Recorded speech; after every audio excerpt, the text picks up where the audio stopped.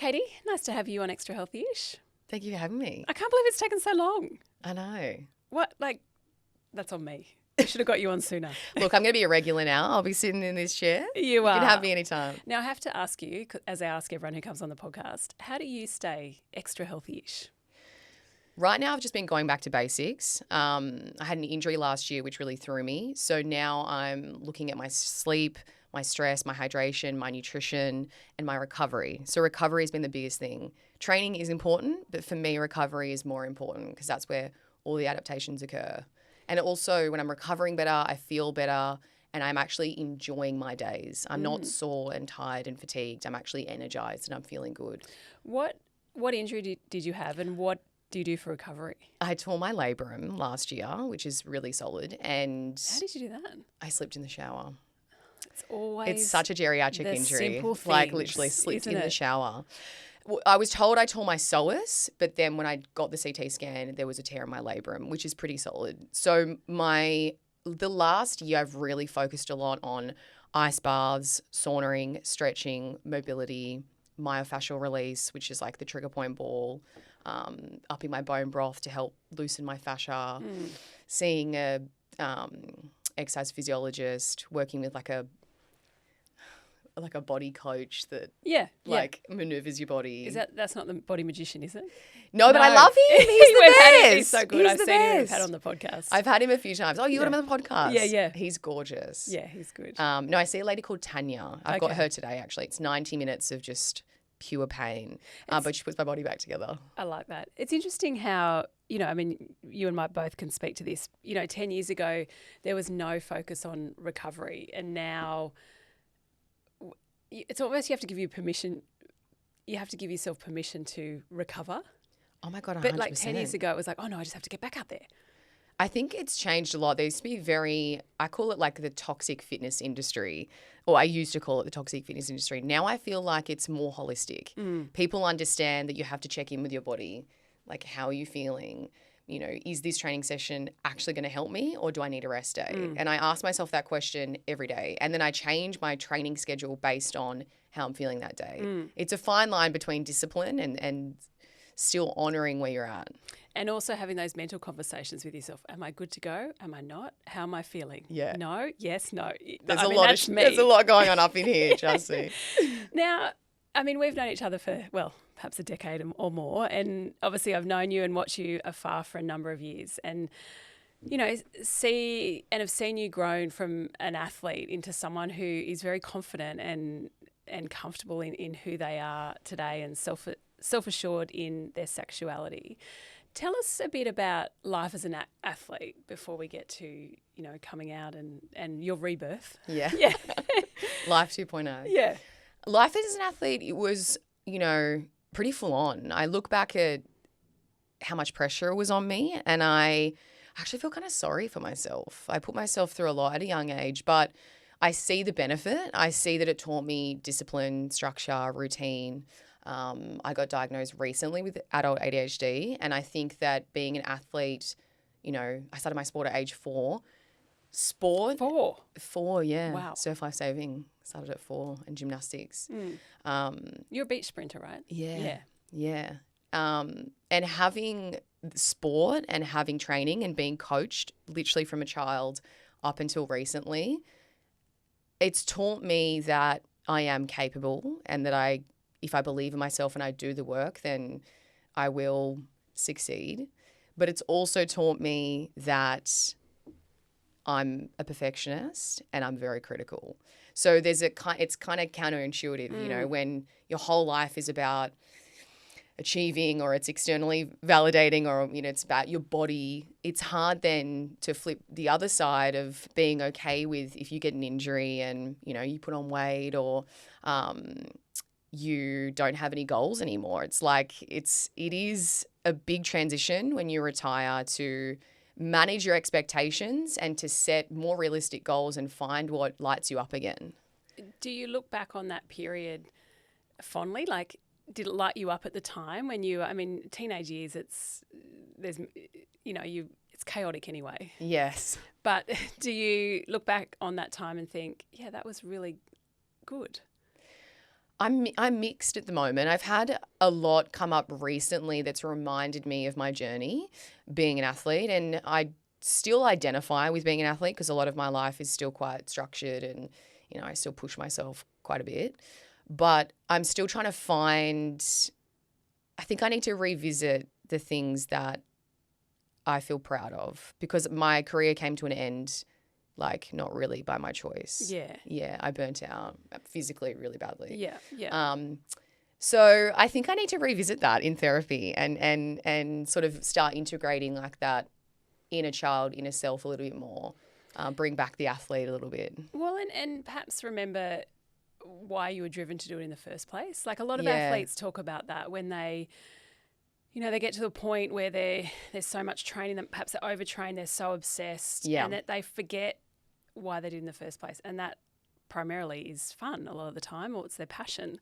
But it's so crowded out with all the other noise. I think what is fun is like the end. Like, what's fun is like the celebration and the win, but it's so short-lived. Like, the training sessions can be fun, but the training sessions are brutal.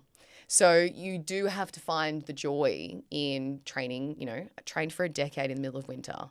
Like, that's 10 solid winters. That's hard. Like, getting to the track, being there for 3 hours, that's tough. Like, you have to have grit. They're not fun. You actually have to enjoy suffering. Like, and I don't do that anymore. Like, I don't put my body through, I don't have the same goals. Yeah. So I still can suffer in training sessions sometimes because it's important to push yourself and be uncomfortable in the uncomfortable. But I think if you're really a true athlete, you're a bit nuts. There's got to be like this obsession to push yourself beyond your limits, and also to be slightly unhealthy. Athletes are slightly unhealthy. I say, obviously, I interview many athletes. I am married to a former one. And I feel like there's a switch that athletes have that perhaps the rest of us don't have, that just flicks over. And perhaps that's the nut switch. It's just how you rise above the rest of us, how you keep going. It's like this switch. Yeah, it's this like demon, I think, inside of you, which, That's one way to look it's at it. got to come out. Like, I've retired, but the demon kind of comes out of me when I did a race the other day, my first race actually ever since retiring, not sprinting. It was just a 10K run. Yeah. And I had that like little, it's not like I say demon, but it's this like part of you that's like, it's just relentless. I've got to do it. It's relentless. And it's important to have that balance of tapping into that little kind of psycho in you versus the one that's like, hey, you need to like settle down, calm down, rest, recover, hydrate. It's a fine line. Yes. Yeah. So what does living an authentic life mean to you today? I mean, it's been, 10, 11 years since you retired. Decade? No, I was 24. 24. It's been 6 years. 6 years. 6 years. Yeah. Okay, so not much. Not really long. Yeah, it feels like a long time though. So do you feel like you're living a more authentic life now than compared to when you were an athlete? I think I'm multifaceted now. I think when I was sort of training full time and identifying kind of solely as a runner and as a sprinter, now I feel like I'm myself outside of being an athlete. I think my identity now is not my sexuality. It's not what I do for work. It's not being an athlete. Hopefully it's kind of all of them combined. Yeah. I sort of feel like there's different parts of my identity now that have come together. Yeah. How has therapy helped you be okay with all of that? So much. I was not in a good way before I met Georgia and before I came out. I did Big Brother. I came off you did Big Brother. the back of TV. Yeah, I forgot about that. So did I, actually. Yeah. The trauma. And I've been doing therapy ever since I had a bit of a bad relationship with my ex-boyfriend, and ever since that I started going to therapy. So, but I've sort of done a lot. Like, I've done Reiki, kinesiology. I have a psychic that I go to. I now have a psychologist, and I'm also doing couples therapy. I think not all at once, of course. There's different stages for different things. Yeah, it is. Yeah. It is. But I think that if you're not functioning, if this isn't functioning, you're gone. As in, like, you're gone trying to manage your work, manage your relationship. Like if your mental health is not good, you can't function. But if your mental health is good, your life works out for you. But you have to prioritize your physical and your mental body and your emotional body. How do you keep your mental health today then? How do you keep it in check? I was going to say straight and narrow, but it's not really that, because I think mental health is up and down. Yeah. So how do you register when you're on a down and you need to bring yourself back? The last few weeks I've struggled a lot. Like I've had panic attacks lately and I've never had them really. I've had them when I was younger, but I know right now that there's just too much going on in my life. So I need to reprioritize. And sleep is really important, having a good nighttime routine, getting off my phone. I try not to look at the news because I think, there's a lot going on. Like when I say the news, I follow news pages, but I don't watch TV. I try and do my best to limit the things that, cause me anxiety. I don't watch scary movies at night. Yeah. Therapy is definitely amazing. Journaling what's on my mind, and then controlling what I can control.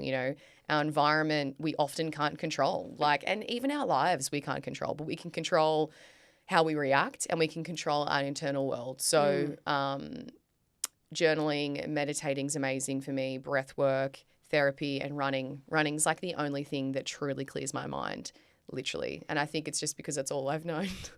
Oh, look, I'm with you on that. Running is like my therapy.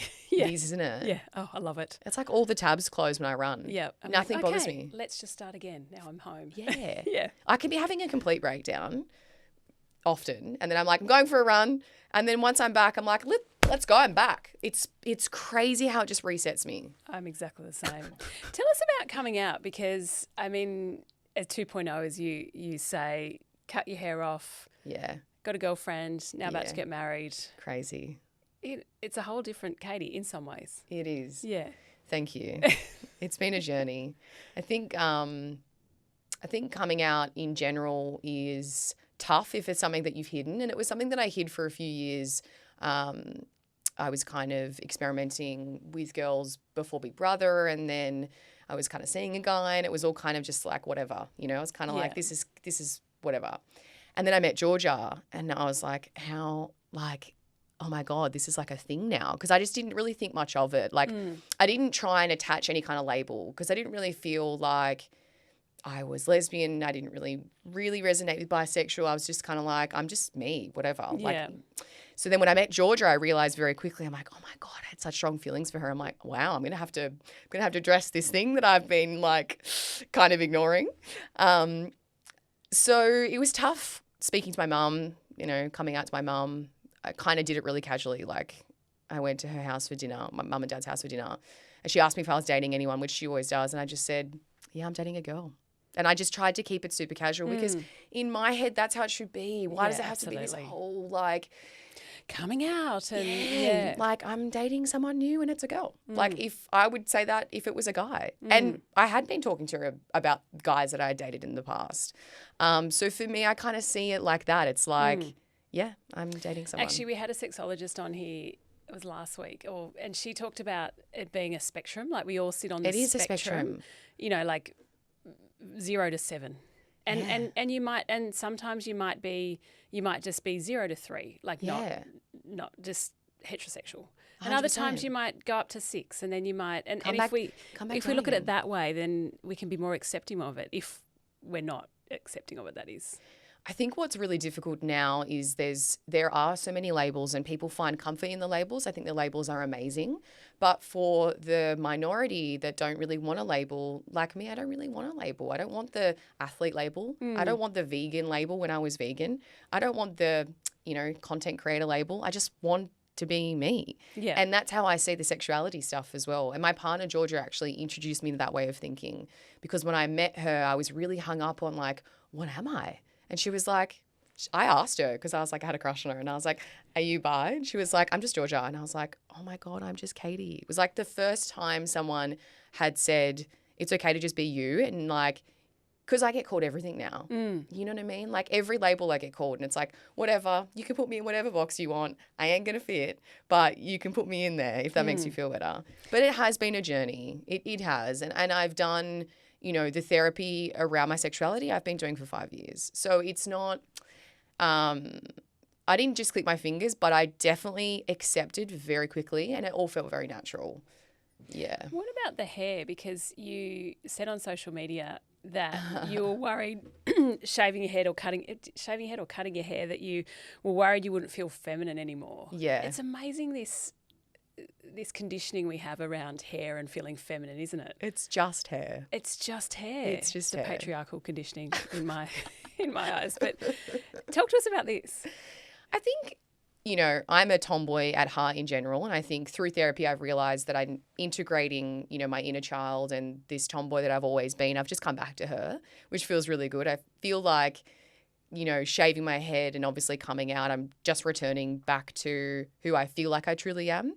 I didn't suppress sexuality when I was younger. I didn't know. I really did come into my sexuality journey when I was like 26 was when I first like properly like got with a girl. So that's pretty late in the sexuality journey. I didn't really have those feelings when I was younger. So I don't know. That's what kind of happened for me. Can you ask me the question again? Femininity around your hair. I would argue that perhaps you sitting in front of me, you are more feminine now than you were back then. Oh my God, thank you. Like I feel like there's more feminine energy. Yeah, I think so too. Thank you. That's really nice. That feels really good to hear. I think I'm masculine in general. Like I like to wear masculine clothes. I have a masculine body. I know that, but I love my body. I don't have boobs. I don't have hips, but I love wearing makeup. I always have my nails done. I like to feel feminine. Yeah. And I think shaving my head for me was actually just truly embracing that I can be who I am and embracing who I am on the inside, because I do think I look better with a shaved head, but it was a massive gamble because I was looking in the mirror and I actually had to ask myself, because I kept dreaming that I was going to shave my head, and I thought, am I having like a Britney moment? Like, am I actually like oh my gosh, yes, losing my mind, or is this like something that I should do? But for months I was dreaming that I was going to shave my head. So I looked in the mirror one day and I was just like pulling my hair back, and I was like, I'm just going to risk it. Like if I hate it, I can grow it back out again. But yeah, it's definitely very cleansing, and it definitely feels like a fresh start, and it feels like me, which, you know, and, you know, you're changing your external environment, and that definitely helps. Yeah. Like if you are kind of stepping into a new version of you, it's a radical change. It is. What advice would you give to anyone listening who's perhaps questioning their sexuality, struggling with it, has been, you know, in the box of heterosexual for far too long because of certain people who said they should be that way? What advice would you pass on from your experience? One thing I've got written down next to my laptop in my office is 18,250 days. And I'm 30, and if I live until 80, that means in those 50 years left, if I make it to 80, I hope I do, that I only have 18,250 days left.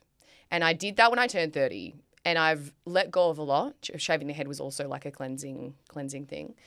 But the advice I'd give to someone who's struggling with their sexuality is you're going to die, and life is short, and every day that you live not yourself is a day that's wasted. And the more that you care about what people think about you or what they say about you, the less life you have to live. And sexuality is a spectrum, just like you said. And you don't have to identify with one or the other. You can sit in the middle. You can kiss a girl and not be gay. If it's a guy, you can kiss a guy and not be gay. Yeah. You can actually just lean into whatever feels right. And if it doesn't feel right, that's fine. You tried it. And at that moment, it might not feel right. And then a year later, it might be something else. I think it doesn't need to be as extreme as it's made out to be. I think you can just kind of like lean in a little bit and see how it feels, and also be okay to not have the answers. Like I sit here talking about sexuality, but I still am navigating it, you know, and I'm going to raise kids in the next few years and also going to navigate being two mamas. So like it's a never ending journey, but the biggest thing you can do is accept yourself as who you are now, because you're going to change and you're going to evolve. And that's beautiful. Well, we love you sitting here as who you are now. Well, I do. And thank you for coming on Extra Healthy. Thank you so much. It's such an honor.